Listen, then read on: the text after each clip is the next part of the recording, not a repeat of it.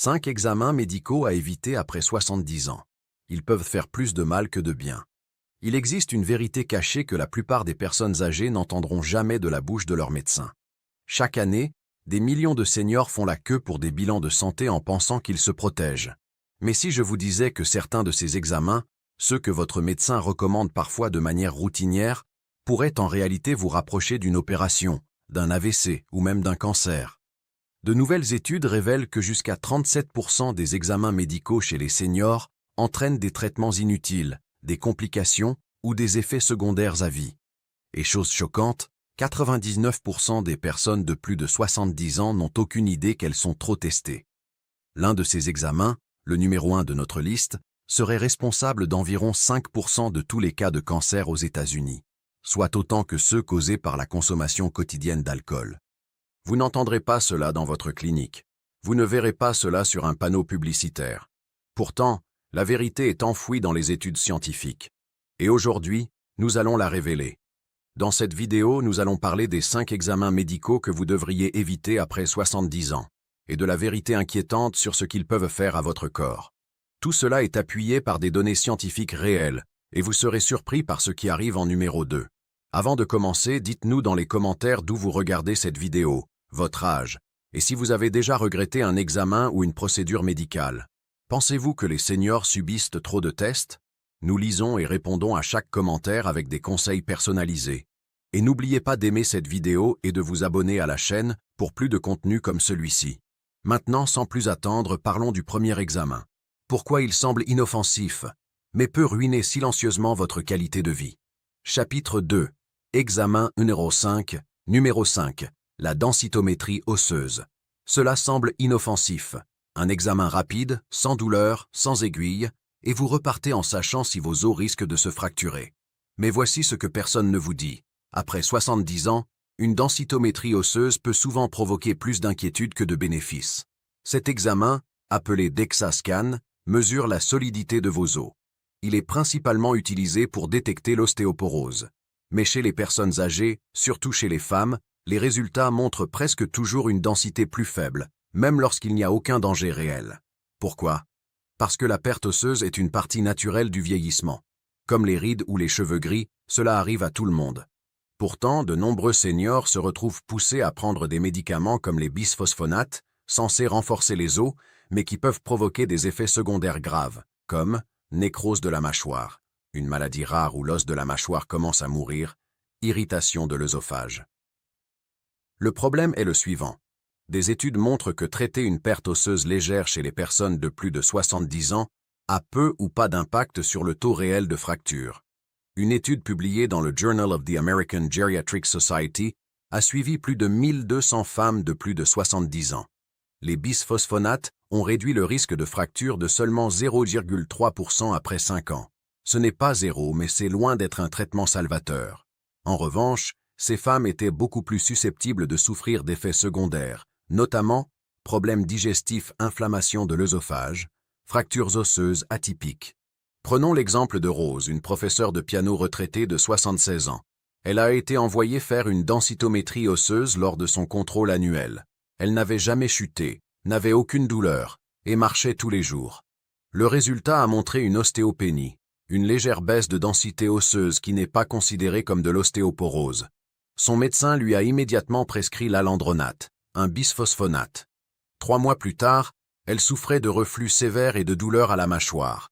Quand nous l'avons vue, elle n'avait pas joué du piano depuis des semaines.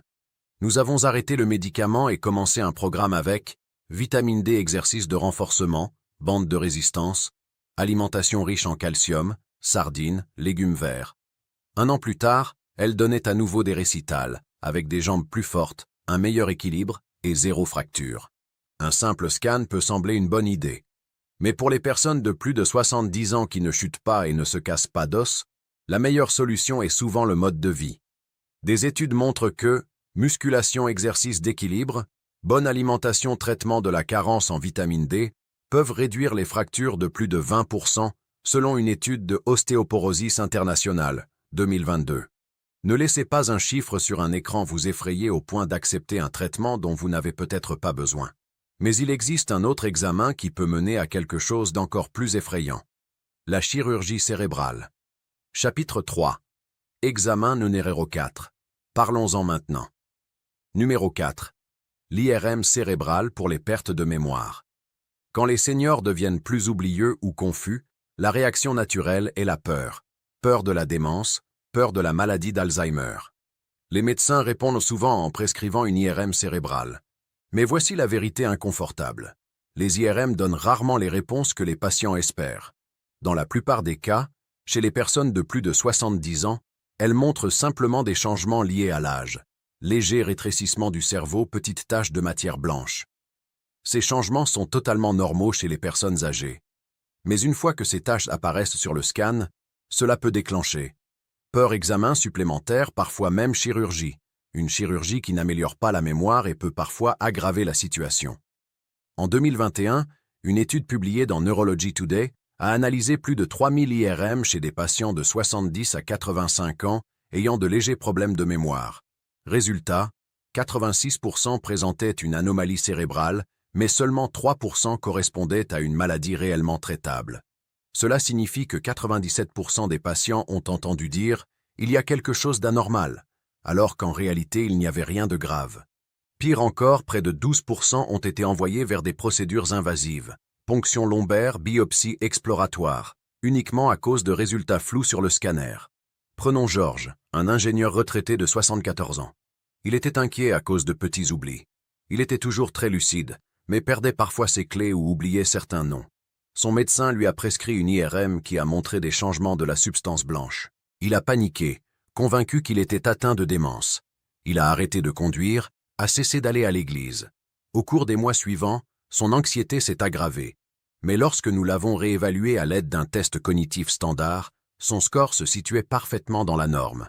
Nous lui avons expliqué que les résultats de son IRM étaient normaux pour son âge. Nous l'avons aidé à se concentrer sur des changements de mode de vie comme un meilleur sommeil, une bonne hydratation et des jeux stimulant le cerveau. En 3 mois, sa mémoire s'était stabilisée et il se sentait à nouveau lui-même. La vérité est que, sauf en présence de symptômes neurologiques graves, comme des crises, un changement soudain de personnalité ou un déclin rapide des capacités fonctionnelles, une IRM est rarement utile en cas de perte de mémoire légère. Une meilleure première étape est souvent un test de dépistage cognitif. Un simple examen sur papier qui évalue la mémoire, l'attention et la capacité de résolution de problèmes. C'est peu coûteux, efficace et évite le risque de panique inutile. Maintenant, préparez-vous, car le prochain examen de cette liste est probablement un test que vous avez déjà passé plusieurs fois. Et s'il est classé numéro 3, ce n'est pas par hasard. The Review. Chapitre 4. Examen numéro 3. Numéro 3. Le test d'effort cardiaque. C'est l'un des examens les plus courants prescrits aux seniors qui se plaignent de fatigue légère, d'oppression dans la poitrine ou simplement de ne plus se sentir comme avant. Le CAR test d'effort cardiaque, qui consiste à surveiller votre cœur pendant que vous marchez sur un tapis roulant ou après l'administration d'un médicament qui simule l'exercice, est censé détecter les artères bouchées. Mais après 70 ans, ce test peut souvent faire plus de mal que de bien. Surtout lorsqu'il est utilisé chez des personnes qui ne présentent aucun signe clair de maladie cardiaque. Pourquoi? Parce qu'il peut provoquer de fausses alertes et conduire à des procédures cardiaques inutiles comportant des risques sérieux. Le problème réside dans la précision du test. Des études montrent que chez les adultes de plus de 70 ans, le taux de faux positif des tests d'effort peut atteindre 40%. Autrement dit, le test peut indiquer un problème, alors qu'il n'y en a pas. Cela entraîne souvent des examens supplémentaires comme angiographie, pose de stent, chirurgie de pontage coronarien. En 2017, une grande étude publiée dans JAMA Cardiology a révélé que plus de la moitié des stents posés après un test d'effort l'ont été chez des patients qui ne présentaient aucun symptôme réel ni bénéfice médical clair. Et ces patients n'ont montré aucune amélioration de leur espérance de vie ni de leur qualité de vie après l'intervention. En revanche, ils ont présenté davantage de saignements, des lésions rénales dues aux produits de contraste, des séjours hospitaliers prolongés. C'est ce qui est arrivé à Raymond, un facteur retraité de 175 ans, qui restait actif en marchant tous les jours. Lors d'un contrôle médical, il a mentionné qu'il se sentait parfois fatigué en montant les côtes. Son médecin a programmé un test d'effort par précaution. Les résultats étaient incertains. Alors il a été envoyé pour un cathétérisme, un examen où un tube est introduit dans les artères pour vérifier les blocages. Un léger rétrécissement a été détecté et un stent a été posé. Mais cette nuit-là, Raymond a eu une réaction aux produits de contraste et a développé des problèmes rénaux. Il a passé 6 jours à l'hôpital et a eu besoin de soins de suivi pendant plusieurs semaines. Et sa fatigue n'a jamais changé. Car ce n'était pas un problème cardiaque au départ. C'était simplement un homme plus âgé qui avait besoin de mieux s'hydrater et de se reposer davantage entre les repas. Si vous avez plus de 70 ans et que vous ne présentez pas de symptômes cardiaques classiques comme douleur thoracique pendant l'activité, essoufflement à l'effort, baisse importante d'énergie lors d'un exercice léger, alors, un test d'effort peut faire plus de mal que de bien. Une meilleure option est souvent un ECG au repos, qui examine le rythme cardiaque lorsque vous êtes immobile, ou même un scanner du calcium coronarien, un examen d'imagerie à faible radiation qui montre si des plaques dangereuses s'accumulent dans les artères. Ces examens sont même plus sûrs, plus simples et beaucoup moins susceptibles de vous entraîner vers une procédure dont vous n'aviez pas besoin. Numéro 2. Chapitre 5, examen numéro 2. La coloscopie. Vous ne vous attendiez probablement pas à voir cet examen dans la liste. Pourtant, la coloscopie, une procédure qui utilise une longue caméra pour examiner le côlon, n'est pas toujours un choix judicieux après 70 ans. Et elle est presque jamais recommandée après 75 ans. Sauf en présence de symptômes spécifiques. Les risques augmentent avec l'âge. La préparation est difficile, impliquant de puissants laxatifs qui peuvent provoquer déshydratation, étourdissement ou problèmes rénaux. La sédation, utilisée pendant la procédure, présente également des risques supplémentaires pour le fonctionnement du cerveau chez les personnes âgées. Et ce qui est peut-être encore plus surprenant, c'est que l'examen lui-même peut provoquer des complications, comme des saignements, des perforations intestinales, des troubles du rythme cardiaque pendant la sédation. Une étude de 2019 publiée dans JAMA Internal Medicine a suivi plus de 1,3 million de patients médicaux âgés de 70 ans et plus. Les chercheurs ont constaté que pour 1000 coloscopies réalisées chez des patients de plus de 75 ans, seulement les 2 vies étaient sauvées, tandis que plus de 20 personnes subissaient des complications graves. Cela représente un rapport risque-bénéfice de 10 pour 1. Et même lorsque des polypes sont trouvés, beaucoup sont bruns petits et se développent très lentement. Les retirer chez une personne âgée peut parfois faire plus de mal que de les laisser tranquilles. Prenons l'exemple de Dana, une grand-mère de 73 ans, qui dirigeait une petite boulangerie avec sa fille. Elle n'avait aucun symptôme, aucun saignement, aucun changement dans ses selles et aucun antécédent familial de cancer du côlon. Mais son nouveau médecin traitant, fraîchement sorti de résidence, l'a encouragée à faire une coloscopie de dépistage. Elle a accepté. Pendant la procédure, un petit polype a été retiré et elle est rentrée chez elle. Cette nuit-là, elle a ressenti de fortes douleurs abdominales et s'est évanouie. À l'hôpital, les médecins ont découvert une perforation de l'intestin. Elle a passé 9 jours en convalescence, a perdu 10 kilos et n'a jamais retrouvé complètement sa forme. Lorsque nous avons réexaminé son dossier, nous avons constaté qu'elle avait déjà eu 2 coloscopies normales auparavant. Il n'y avait aucune raison de répéter l'examen. Le US Preventive Services Task Force recommande actuellement d'arrêter le dépistage systématique du cancer colorectal à 75 ans pour la plupart des personnes. Pour les personnes en excellente santé, un test de sel comme le test FIT, un test fécal non invasif réalisé à domicile, est souvent une option plus sûre. Il ne nécessite aucune préparation, aucune sédation, et permet tout de même de détecter la plupart des cas préoccupants. Parlez à votre médecin des alternatives, car une fois que vous entrez dans le processus des coloscopies, il est difficile d'en sortir. Dilugerer. Chapitre 6. Examen numéro 1. Numéro 1. Les scanners CT corps entiers annuels. Les scanners CT corps entiers. Parfois proposés dans des bilans de santé haut de gamme ou dans des cliniques privées comme service préventif, sont présentés comme un moyen de détecter le cancer tôt. Mais voici la vérité choquante. Ces examens exposent votre corps à une forte dose de rayonnement ionisant. Chez les personnes âgées, surtout après 70 ans, le risque de déclencher des examens inutiles, des biopsies et même des chirurgies est extrêmement élevé. Et l'ironie, c'est que s'il n'existe aucune preuve que les scanners corps entiers chez les personnes sans symptômes sauvent des vies. Chaque scanner délivre entre 10 et 20 millisieverts de radiation, ce qui équivaut à environ 500 radiographies pulmonaires.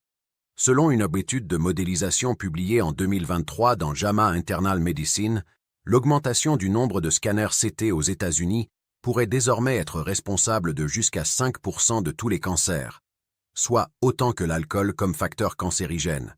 Cela signifie que un cancer sur 20 pourrait être causé par un examen censé prévenir la maladie. Ce n'est pas seulement contre-productif, c'est terrifiant. Le scanner peut détecter des nodules, des calcifications, des kystes, qui sont souvent simplement des signes normaux du vieillissement. Mais dès qu'ils apparaissent sur l'image, une alerte se déclenche. D'autres scanners suivent, puis de biopsie, puis l'inquiétude.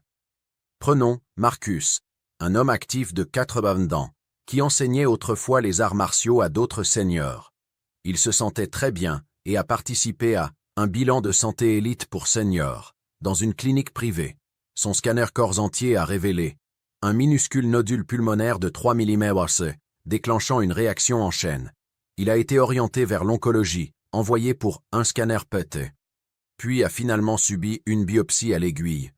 Résultat, bénin. Mais la biopsie a fait s'affaisser une partie de son poumon, entraînant une hospitalisation et 2 mois de récupération. Tout cela pour quelque chose qui aurait pu être laissé tranquille. Les experts recommandent aujourd'hui que le scanner CT corps entier ne soit jamais utilisé pour le dépistage général chez les adultes sans symptômes. Le American College of Radiology est clair. Aucun bénéfice prouvé et un potentiel important de dommages. S'il existe des symptômes comme perte de poids inexpliquée, toux avec du sang, gonflement visible, alors une imagerie ciblée peut être justifiée. Mais scanner en tout le corps sans raison précise, c'est comme chercher un trésor avec un détecteur de mine. Vous pourriez trouver quelque chose, mais le dégât pourrait être pire que ce que vous essayez d'éviter. Une approche plus sûre et plus intelligente consiste à écouter votre corps. Si vous vous sentez bien, maintenez des consultations régulières avec votre médecin traitant et ne faites que les examens, clairement nécessaires. Votre temps, votre énergie et votre santé sont trop précieux pour être gaspillés dans des dépistages motivés par la peur. Alors voilà. 5 examens médicaux qui peuvent sembler utiles, mais qui peuvent en réalité nuire, surtout après 70 ans.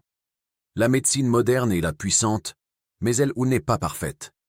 Parfois, moins c'est mieux. Posez toujours cette question. Que se passera-t-il si ce test trouve quelque chose? Si la réponse est floue, ou si les risques sont plus élevés que les bénéfices, il est peut-être temps de faire une pause. Et rappelez-vous, la vraie prévention commence par le mode de vie. Restez actif, mangez sainement, dormez suffisamment, choisissez vos examens médicaux avec sagesse. Maintenant, nous aimerions vous entendre. Avez-vous déjà vécu, vous ou un proche, des complications à cause d'un test médical ou d'un traitement qui s'est finalement révélé inutile? Que s'est-il passé? Partagez vos expériences et vos opinions dans les commentaires ci-dessous. Nous serions ravis de vous lire. Merci d'avoir regardé.